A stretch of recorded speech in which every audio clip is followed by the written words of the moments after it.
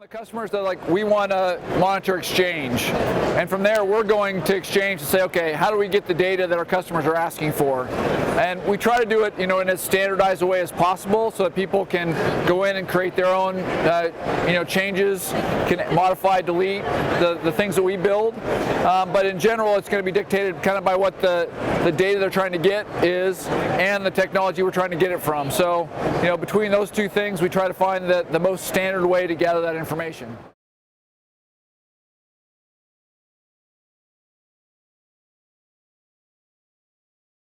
Mostly we're using what they're providing us, what we can get from them. We'll send out a request, largely because we are agentless. So, we do have agents that are useful in some circumstances, but in general, to make that experience of deploying the software, getting it up and running, configuring it, being agentless is very useful to do that quickly, make it just a lower work, process for our customers, and really we can get most of the data in most cases that they need. So we do have agents for things like deep packet inspection, to go deeper in some places. When you got to go across firewalls, we'll use agents. When you got latency issues where the data may have inconsistent connection back, it'll store the data for a little bit until it can connect again.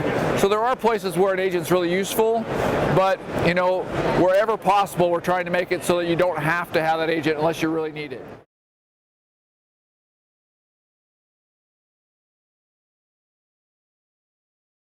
When I mentioned kind of what we call the application stack dashboard, where we're tying from the application and all the infrastructure below it together, so the virtualization, the server, the storage, the web transactions. I mean, that's been around. I mean, you can go back to BSM, or those days where people were trying to put these massive dashboards together. I mean, but it took a plane load of consultants and weeks and months of custom coding. That's why it broke. It's just so hard, so fragile that it didn't work. So, I mean, the beauty of it is that we already had all that data in our database there. And so all we had to do was make the connections and provide the visualization. So as you deploy the individual modules, they'll link together because they're all on the same platform using the same database. And really what we've just added was the visualization to see the data that we already had. So there isn't any custom integration you have to do to make those things work together. They just fit and run out of the box.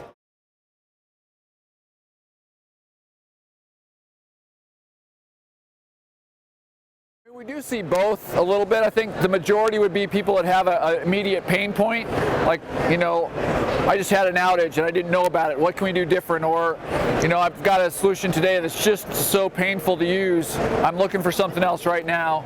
They'll start there. Typically, and I've worked at other technology companies, I've never been somewhere where you had as many happy customers. Once you make them really happy on that first pain point, they're willing to listen to you about other ones. And so I think that's pretty common for how we'll spread through an environment. And we'll get in there with immediate pain point. They'll love the solution. They'll start looking at what else we have.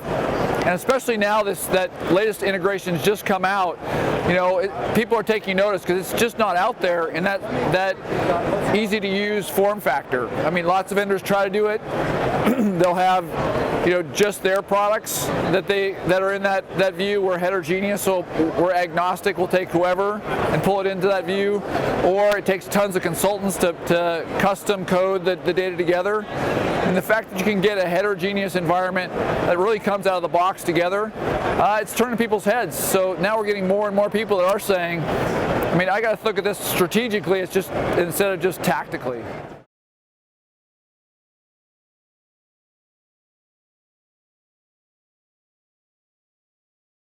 You talk to customers, how many times do you find a customer that's only one vendor? I mean, it's almost never happens. So there'll be a Microsoft Windows shop, but then they'll be on VMware, and then they'll be on EMC, or NetApp, or whatever it is. And so as you go across layers, or Cisco, and now you put those together, what vendor does that?